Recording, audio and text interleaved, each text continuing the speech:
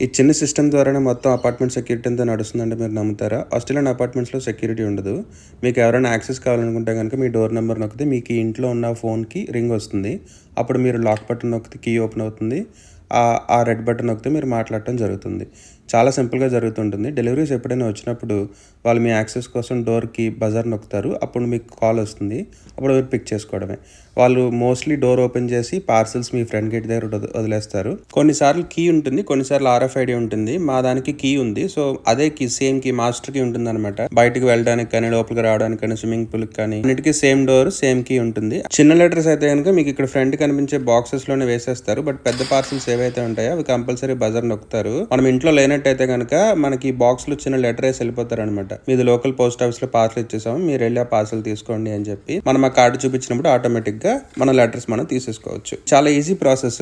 But Australian post మాత్రం పెద్ద పెద్ద బాక్సులు వచ్చినప్పుడు మాత్రం వదిలేస్తూ ఉంటుంది. వాళ్ళు వచ్చి బజార్ నొక్కుతారు కానీ మనం కిందకి వచ్చేలోపు వాళ్ళు పారిపోతారు. అది ఈ మధ్య కొంచెం రెక్టిఫై అయింది. బట్ ఇంతకు ముందు అయితే మాత్రం చాలా ఇదిగా జరిగేది. నేను చాలా సార్లు ఫేస్ చేశాను. ఆస్ట్రేలియా పోస్ట్ వస్తాడు, బజార్ నొక్కుతాడు, మన కిందకి వెళ్ళలో పోస్ట్ మ్యాన్ మాత్రం వెళ్ళిపోతాడు. అప్పుడు మనం ఆ కార్డు పట్టుకుని పోస్ట్ ఆఫీస్ కి వెళ్లాల్సి వస్తుంది. సో ఎప్పుడైనా పార్సల్ వస్తుంది అనుకున్నాడు మనం వెయిట్ చేయాలన్నమాట. ఆస్ట్రేలియా పోస్ట్ యాప్ లో ట్రాక్ చేసుకుంటూ ఏ టైంకి వస్తారు మనకు చెప్తాడు. మోస్ట్లీ అదే టైంకి వస్తారు. అప్పుడు మనం పిక్ చేసుకుంటే సరిపోతుంది. బట్ మన ఇంట్లో లేనప్పుడు మాత్రం కంపల్సరీ పోస్ట్ ఆఫీస్కి వెళ్ళి తీసుకోవాల్సి వస్తుంది. Thank you so much for supporting. Please to support, please to subscribe. Thank you.